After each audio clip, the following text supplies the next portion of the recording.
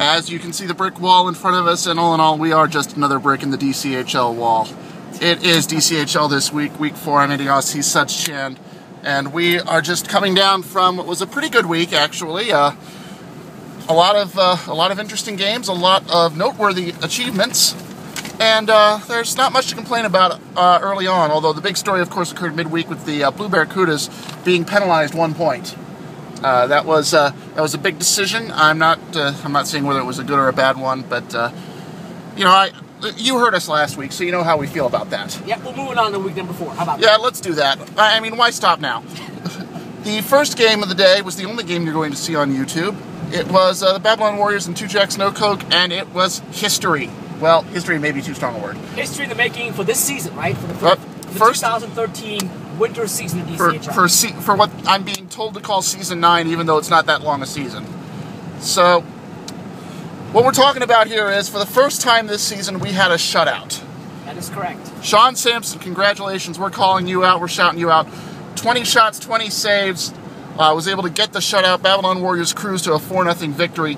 And I also want to give JP credit for, that's right, not just the shutout, but we had the goal of the week in this game. Did we? Yes, we did. We had JP receiving the ball up at the top of the slot, and he just rifled one over the shoulder. And which goal was that? Do you recall? That was it. That was the goal to make it 2-0. It was the, I believe it was a shorthanded goal. Was it? No, it was a power play goal. That's right. Okay. Yep. That one's going to get the honors, which tells you there wasn't many spectacular goals this week, but that's okay. You can't win every week. Yeah. As I was kidding with the Babylon Warriors afterwards, a big win. They bounced back now with 2 straight wins after 2 pretty bad losses. And not only they get the win, and they get they're now in 2-2 in a playoff hunt spot. They also get the shutout from Sean, which is big in a rink like this because it's really a goal scorer's paradise here. That's right. Plus also the Mrs. DCHL also gets a point as well too. So. Right. Yeah. He's totally smitten. It's pretty sad actually. Yes. The 2 Jacks, they played actually pretty tough. They tried, but they had a lot more power play opportunities than the Babylon Warriors did. They couldn't get one. I thought that Sean had 4 or 5 great saves in that regards over as well too. So it wasn't really a rocking chair shutout. No shutouts a rocking chair shutout, but this one he had to earn a little bit of it. But it wasn't terribly tough either because how many shots did he have again? I said 20. 20. So it was a good shot for Sean in this case. So a great effort, but the Babylon Warriors are moving up. They're 2-2, and they're fighting back for a playoff spot. Actually, I want to correct myself. JP, that was a great goal, but it was not the goal of the week. And that's only because the goal of the week might be the goal of the season just because of everything that goes into it came in the next game. Evil Empire against the Blue Barracudas. Yes, I agree with you. Both teams. By the way, nice segue into our second game of the week. Yeah. Second game of the day. Second game of the day. Both teams had 2 goal leads. Both teams lost 2 goal leads.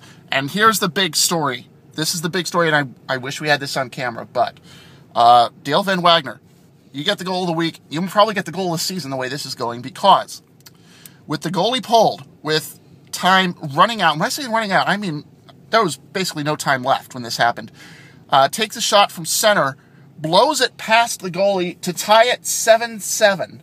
And I want to pre-clue this to how important this goal was.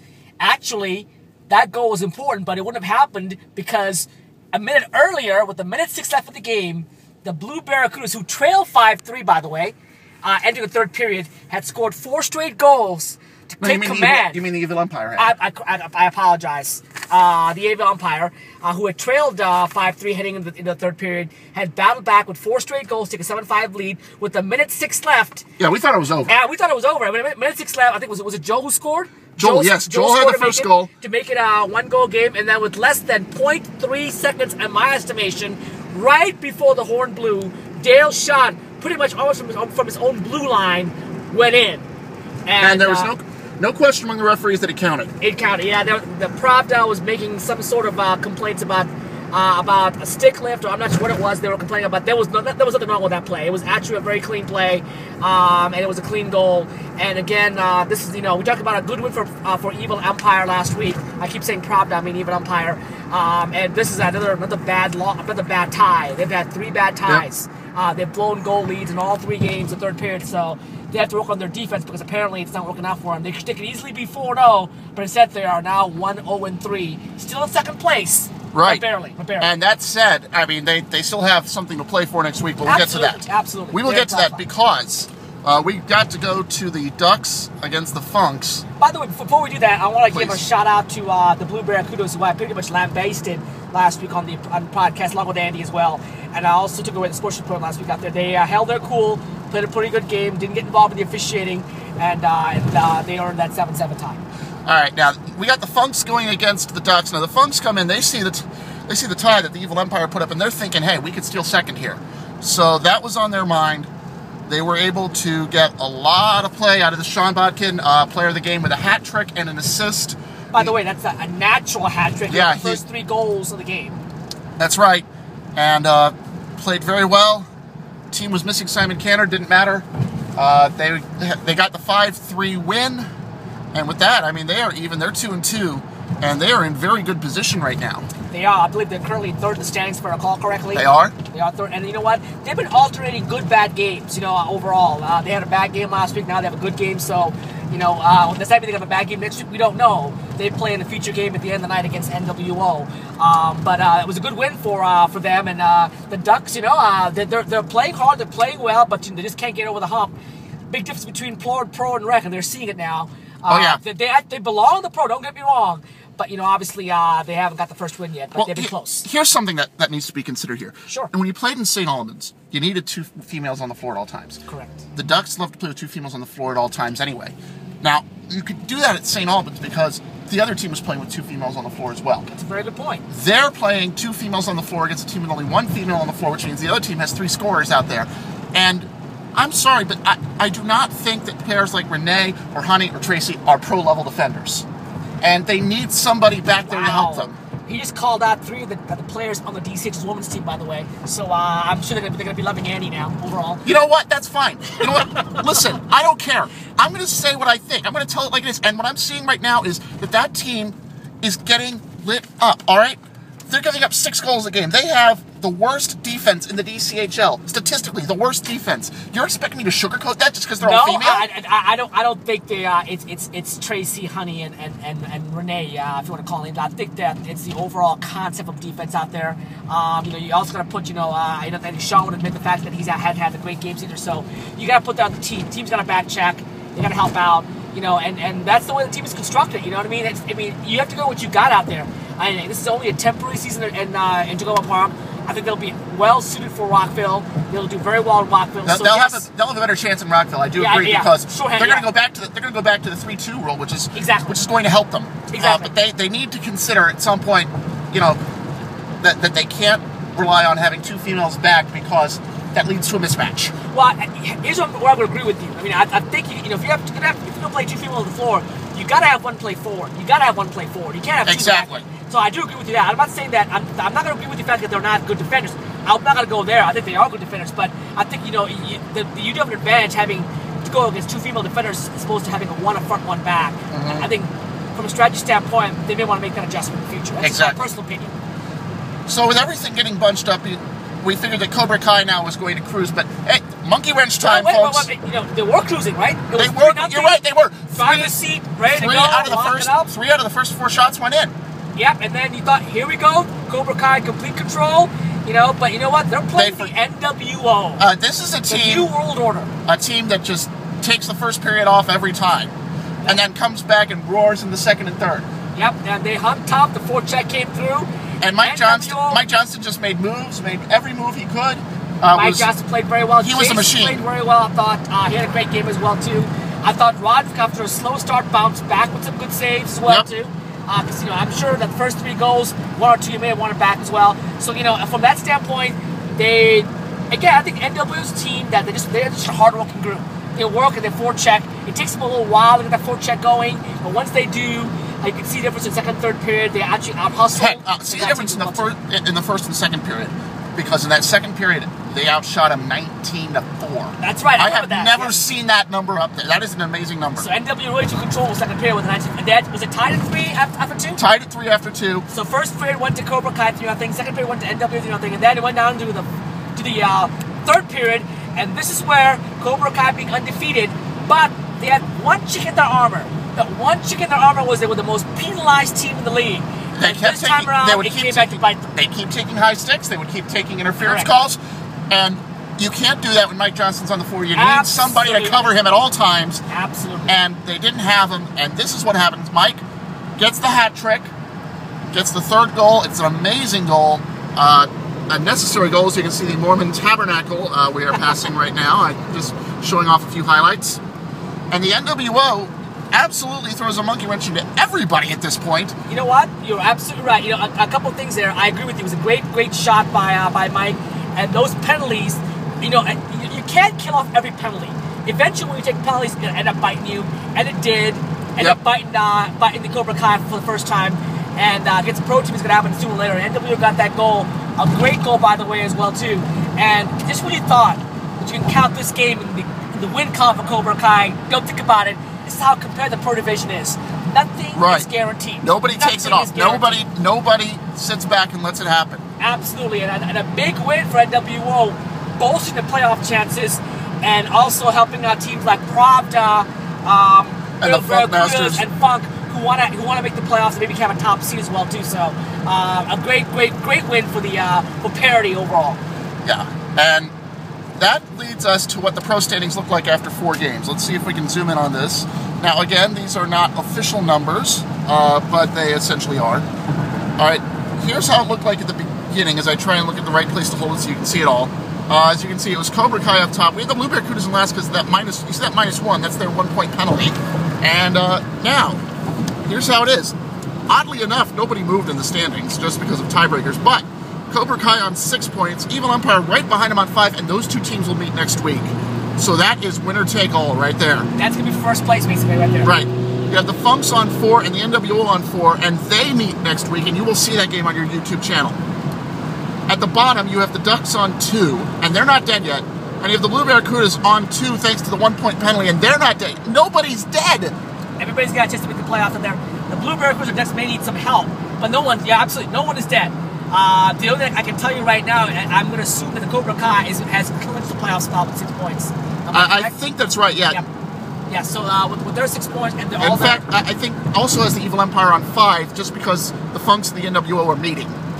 Correct. Now, but what if the Evil Empire gets minus points, pushes the point? They may fall back. Cobra Kai, I think Cobra Kai is clinched. You know what? I'm not even talking about sportsmanship points here. It's a factor. If you lose points, it's a factor. It is a factor, but we can't make any assumptions about that. We have to. I mean, that's what I'm doing. I'm assuming that there are no sportsmanship penalties. So let's put a disclaimer on it. Assuming no sportsmanship penalties. Exactly. There we go. That's fair. All right. So it should be a great final week in the regular season next week. All 6 teams in pro eligible for a playoff spot. I believe Cobra Kai is clinched. It should be great battle for seedings overall. Right. Now we're going to move to the rest of the rec division, and you saw a brief glimpse of it. Game 5 was the Street Sharks against the Triple Deeks. I want to thank Roderick, first off, for sticking around, because John was late arriving. Yeah, John was playing elsewhere, and he texted me saying he's going to be late, so Roderick filled in nicely for John, and made some great saves, actually. Kept this game scoreless. Yes, he kept it scoreless before John stepped in. And I believe John's first shot, he gave up a goal, is that right? Basically. For John.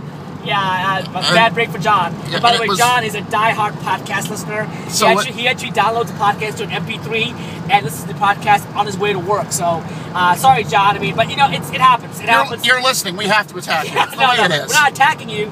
You just, you came in, you were rushing, and those things happen. You don't get a chance to warm up. Yep. And the first shot he faced, it goes in against him. And that was a big first goal that set the precedent for the game. And the Burners were up 1-0. Not the Burners, you idiot. I'm sorry. Next game, Triple Deeks were up 1-0. No, the Street Sharks were up 1-0. Yeah. Get it right. The Deeks were down 1-0. Correct. Yes. Honestly, I don't know why I deal with this guy. He's been making mistakes all day, and I've had to correct him. During the feature game, in fact, he called the same guy by about 4 different names, and he's making me look bad because I'm in play-by-play. I'm relying on him. So, I'd say a name, and then he'd say... Doesn't play-by-play have... The color guy should know... The play-by-play should know all the names of them. The color guy there is just there to... Nobody tells me these things. You're the commissioner, for crying out loud. You're the commissioner. You're supposed to know this. Well, when you have all these new players, it's hard to learn faces all the time. It takes a while. We don't actually break bread after game, so you have to learn them while they're there. So yeah, I tore him up for that one. So anyway, it was 1-1 at the end of the first period, at which point I left. So we're going to go to Suds, although we're not sure how much he knew because he was busy officiating. We want to give best wishes to Rob, by the way. You'll see it in the feature game. He took a very nasty shot and had to leave early with an injury. Yeah, he took a shot where no man wants to ever get hit, and actually went down for about a minute and a half. He came back, actually refereed at least 1 or 2 more games, actually. Yep. And then it just got to a point where it was painful and there was swelling there, and he had to go. And I hope, shout out to Rob. Hope you're well, Rob. Yep, exactly. I'll check with you now, shortly when I get back over by email. But hope you're well. Thanks for sticking around, doing the best you can out there. And that just shows you why it's so important. Safety. It wasn't intentional. Safety. It wasn't even that. It wasn't even that. It was just a clearing shot. It didn't even look like that hard of a clearing shot, to be honest with you. But when you get in that certain area when guys don't want to get hit out there, believe me, it hurts. It stinks. Well, yeah, it stings, but you're usually able to walk it off. Maybe we should require refs to wear cups now as well. So I don't know. Rob, that game was on YouTube. You can show it to your wife and use that as an apology. Thanks, Rob, for that. But hopefully we're all adults here, right? I can make a joke like that? Yeah, absolutely. Okay. And again, hopefully Rob gets better, but that game was going to take over here. It was the Triple Deeks that you had tied the game up at 1-1. Right, and that's the point where I couldn't stick around, so you take it from there. Yeah, and then in the second period, the Sharks actually got a lead. They got a 2-goal lead, if I recall correctly. I think it was all second period overall. They got a nice a play where, the third goal itself, where Drew actually got in, made a nice play, and beat the goalie to get a 3-1 lead. It was a controversial play because the captain, Grant, wanted a penalty call. He thought it was sticking to his leg out there. It was the far side. Neil did not have a good angle. He thought Grant just slipped. I couldn't see it, so Grant was adamant, but he was adamant, but he was fair on how he approached it. I appreciate that. Hey, it may have been a missed call. Those things happen. It's part of the game. And then we apologize if it was a missed call, but the play turned around and the goal was scored to make it 3-1. Yeah, you state your case. When your case is stated, you back off. That's the way it's supposed to be. Which I think Grant handled pretty well in this game out there. He may have had a point there, but we couldn't tell. So we're moving on to a better point. The game was basically won in the second period where the Sharks scored twice, take a 3-1 lead. Right. And then they basically played good defense. Triple Deeks made a big push third period, actually. They came close several times, got a power play as well, too, but they weren't able to convert. And basically, bottom line, they fell 3-1 to the Street Sharks. And that's unfortunate, but that did open the door. With that loss, by the way, it meant that if the Afterburners beat the Scabs, they would clinch the #1 seed overall in the playoffs. But if the Scabs beat the Afterburners, suddenly the Scabs would fall into first place. Correct. Again, this is before we go to that game, though. That was a big win for the Street Sharks, who actually had been statement for the first 3 games. They now have a chance to make the playoffs as well, too. They're 1-2-1. Right, they're not dead. No, Triple Deeks had a chance to command the division. They couldn't. Now they go back to the pack at 2-2. So, a lot of teams back in the pack, and that leads to Andy's point that the Burners or Scabs could separate themselves from everybody else. Right. This was a separation game more than anything else. It was. This was and what you saw out there was really the value of superstars and the value of a bench. Now, let me explain here. And we hope the Burners are listening here. I hope the Burners are listening to this one. Yeah. Bill, this is on you, okay? Value of superstars. Greg and CJ dominated the first period. In fact, Greg had a shorthanded goal. That was a thing of beauty. It was. Entering the second period, then Paul got involved. He got 2 goals. Paul is, he's a referee of ours. He's played this season. I love Paul. He works hard. He's a forechecker. And guys, just like you, Andy. Paul and Andy, you all have the same kind of game out there. You play hard, do what you got to do out there, and you guys score the dirty goals. And you guys have skill, too. So it was good to see Paul get involved. And then after that, CJ got one on this. It's 5-0. Suddenly, you're thinking this is a blowout. But the problem is, this is where the value of the bench comes in. The Scabs had 2 full lines. The Afterburners, not quite. And with the superstars the Afterburners have, they love to control play. They love to dominate play. And they think, I can get involved in this and make it happen. They ran themselves tired. Yeah, that's a good point. You're playing the team, so you tell me about that. I thought the Scabs battled back hard, and you're right, it could have been a fatigue factor because the Scabs just kept coming and coming and coming. They were down 5-0. Most teams would get demoralized and stop playing, but they did not. They were a very good team. Tasted success for the first time this season as a winning team. And they made a great decision early in the game. They put Francois, Mike, and Carlos all on the same line, all out at the same time. All the offense, yes. And that's where their goals came from. And so they battled back. They put a little scare in, but it wasn't enough. And with that, the Afterburners are the 1 seed with a 5-3 win. Yes, the Scabs, I believe, scored 3 times in the third period to make it 5-3, and made it a game at the end. But it was the barn door was already shut way long ago. Right. And the Burners held on to win 5-3, which makes the Burners the only undefeated team in the league, number one. And a guaranteed number one seed in the rec tournament. They've clinched a division. They've clinched everything. Exactly. They're the number one seed in the rec division. And their game next week against the two Jacks No Coke is absolutely meaningless for them. And for the Jacks No Coke, should be a fun game. Right. I mean, the Jacks have unfortunately fallen. They can't pass anyone. They're stuck in last place. The Burners are locked into first place. Now, the question is, of course, what's this going to mean going forward? Are we going to have a situation where the Burners go light? Are you going to have a situation where this could turn it ugly because the Jacks have nothing to play for? Who knows what's going to happen there? It's a little nerve-wracking. Well, I think for me, it's pressure's off, so no matter what happens, so I think it'll be fun. It should be a fun game. Well, I hope so. You know, and you know, just because you don't make the playoffs, teams don't forget the fact that there's consolation game. Everybody gets 6 games. So right, you're going to be playing on playoff day. At least for everybody out there. So exactly. Don't forget that. Don't forget that point. You're still going to be playing on March 24th playoff day. You'll still have a game. You still have something to play for. You still have something fun to play for, actually. Exactly. So don't worry about it. I mean, these things happen, especially Jacks. I'm going to tell you right now. Yes, we're meeting next week. I'm on the Afterburners, so I don't want this to sound. Don't take this as mind games, please. Do not take this as mind games. I mean this in all serious, Jacks. I love that you're putting forth the spirit and you're trying really hard. I see you doing drills before the game. That you really want to learn how to play better. Today was just a tough day for you. It's been a long season. I understand that. I've been in that situation several times. You know, I play midweek. Midweek, I had something like 15 straight losses at one point. I've lost games 17-0. That's not even a joke. So, honestly, you just have to be able to take your lumps. Well, you know what? Every free agent team takes their lumps early. Exactly. But you know what? I think the Jacks are not discouraged. They play hard. They have good chemistry there. They have very positive atmosphere. Chrissy and Kelly and everybody else, the nice players too. Jason also, if I remember, they're all very positive in general out there. So I'm not worried about them. And they're not getting blown out. They're playing hard. So yeah. Unlike other free agent teams who get blown out early on, the Jacks are actually one of the most competitive free agent teams we have out there. So I have to credit them overall. Yeah, they're able to stick close to it.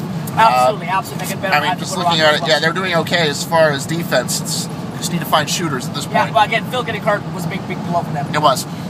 This goes to the last game now. Last game, suddenly the East Division is wide open because the last game was the 5-minute majors and the Scorpions. First place in the East was on the line. Correct. The other big game, other mover and shaker game out there where the winner is in a catbird seat, looking now hopefully to clinch, to win the division out there.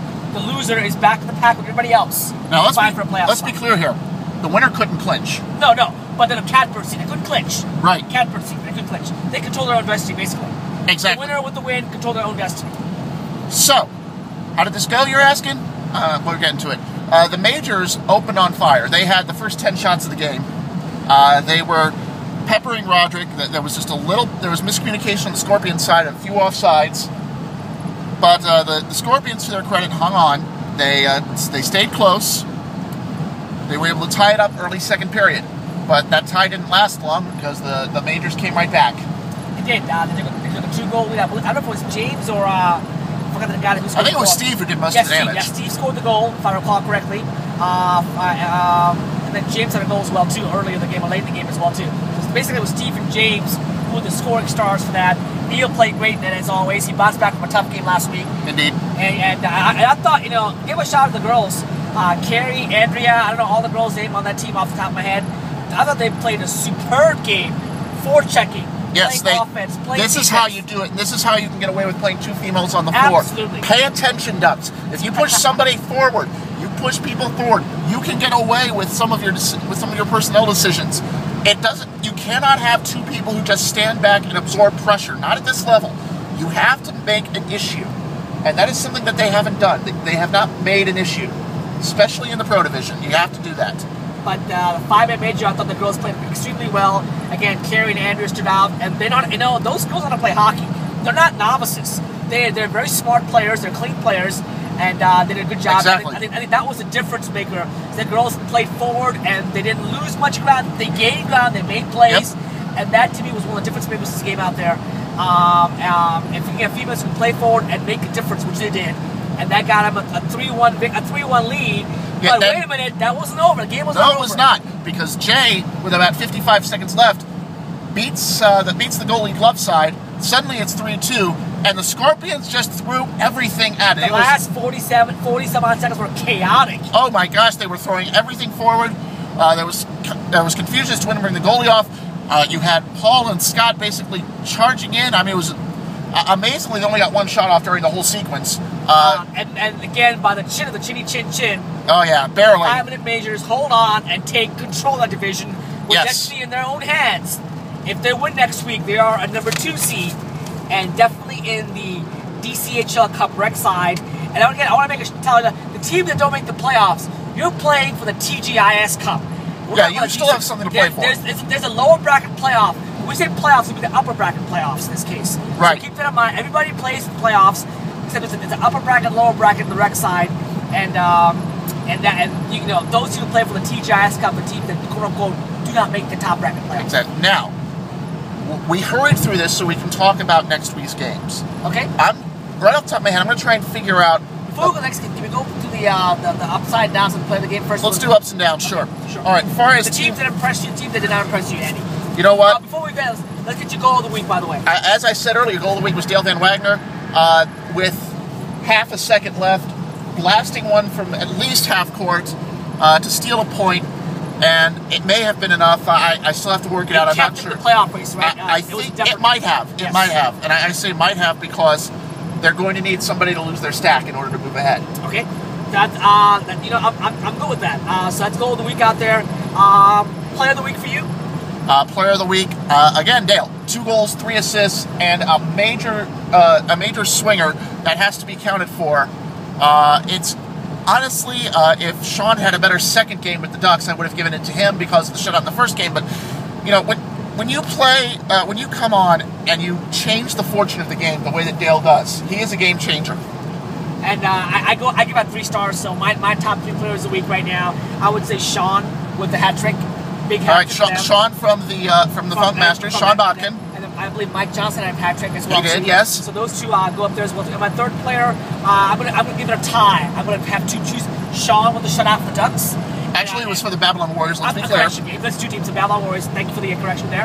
And I thought both Kerry and Andreas played great game for the Funk Masters, for the 5-minute majors as well too. So again, I give you 5 players this week.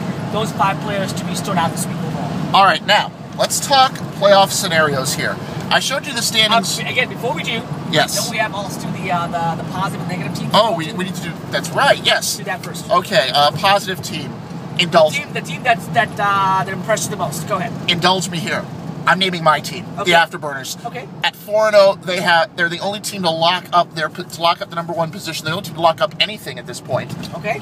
And you know what? They've been dominant. They've scored 8+ goals a game. They lost their top goaltender early in the season. Haven't really missed a beat. So fair enough. Good that really gets. Yes, the games have been closer than they would have been, but you know what? At 4-0, you really need to give them credit sometimes. Yeah, you know, you can't go wrong with a team that's the only undefeated team in the league. So exactly. You can't go wrong and you know, I've been holding back on saying it because it's my team. But now, at this time, I need to say it. I want to give you guys credit. We've been doing a great job, guys. And my most impressive team of the week, the team that I was most impressed with, and you know, you may be surprised by this, but I thought they played the game, they didn't argue, they kept the game clean, and they battled back when times were tough. It's the Blue Barracudas, who actually, you know, blew a lead. Actually, they came back and blew a lead. They tied the game overall as well too. They kept their cool, didn't argue, and they played hard. And I think that focal point was key. Yes. Big 7 times. Yes, That's my most impressed team. Now, the team that disappoints you the most this week, Eddie. The Jacks. Okay. No you goals? put up a goose egg, you're going to disappoint. Okay. Especially in a league where you're averaging 5 goals a game. Fair enough. So Jacks would be his most disappointing. And can you give me who lost today, by the way? Can you give me the losers against? Oh yeah. Well, we had the Jacks losing. We had the Scorpions losing. We had the Triple Deeks losing. We had the Scabs losing. We had Cobra Kai losing. We had a tie in that game, so nobody lost, and we had the Ducks losing. You know what? I'm going to go ahead and I don't. You know, Cobra Kai played well, so I'm not going to give them. I think the Ducks at this point being winless to me is a little surprise. So I would say that, you know, from a record standpoint, and it's tough because there were no clear-cut disappointing teams for me this week out there. But if I had to pick one team, the Ducks, losing. They're not haven't won a game yet. That to me would be the slight edge there. So that's my pick as well. Okay, now playoff scenarios. Here we go. Now, first off, we have to assume that everybody keeps their cool. So please, guys, keep your cool. Yeah, exactly. Disclaimer: no one loses sportsmanship points. If everybody gets a sportsmanship point. Here's the playoff scenarios next week. All right, Cobra Kai is in if this happens. Evil Empire is in if this happens. Cobra Kai is on 6, Evil Empire on 5. They meet. Winner will be the 1 seed. In case it may not be a 2 seed. Right. In case of a tie, it goes to Cobra Kai. Correct. Next game is the Funks and the NWO. Now for this one, isn't number 3 number 4 seed right now? They're currently 3 and 4. Yeah, wow. The winner of this game could be number 2. Possibly. Will be number 2 if Cobra Kai wins. Right. If it's a tie, then it would go to the Funk Masters because they have better defense. And if it's a 3-way tie, don't get me started. Please, just don't get me started. I don't want to know. Yeah, so, these are all, by the way, unofficial. We'll try to give you an idea of what may happen next week overall. Now, and the final game is the Ducks and the Blue Barracudas. Blue Barracudas need somebody to lose sportsmanship points because of that double whammy of taking the negative. As for the Ducks, though, get this. The Ducks are not dead. If they beat the Blue Barracudas, they jump to 4 points. The Funk Masters can beat the NWO, knock the NWO down to 4 points. Those two teams tied. Goals allowed. It goes to goals allowed, and right now it's the NWO with a 4-goal advantage. So, yep. But if they have a good game, if Sean has a good game the way he did today, that's that's wide open. So again, a wide open scenario out there overall. Let's go to the rec side. All right, rec side now. The rec side's a little more complicated because it's the 2 division winners plus 2 teams. Mm-hmm. Right here we have the West standings. As I focus in on them because they're just below the fold. The Afterburners are in. The Jacks are out. That's a given. Again, Afterburners are in for the upper division playoff. The Jacks are out in the lower division playoffs. Make sure we get that. Okay. We have the Scabs against the Babylon Warriors. Winner qualifies for the upper division. Period. End of story. No question. Really? They're in. Are you sure about that? Yes. Okay. In the East. Again, I'm not officially endorsing because I have to go back and check it myself out there. But this is Andy's current point of view right now. Go ahead. In the East, the Majors have the lead at 2-1-1. They are playing the Deeks.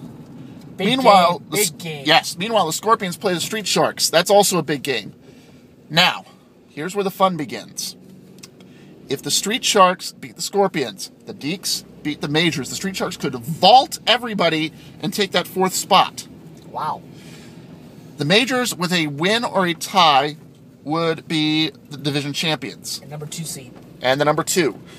The Deeks could steal it because they control their destiny. If they beat the Majors, then they'll be standing on top unless the Scorpions beat the Street Sharks because the Scorpions have beaten the Triple Guys, Deeks. I already have a headache from any scenarios. It's very complicated, obviously.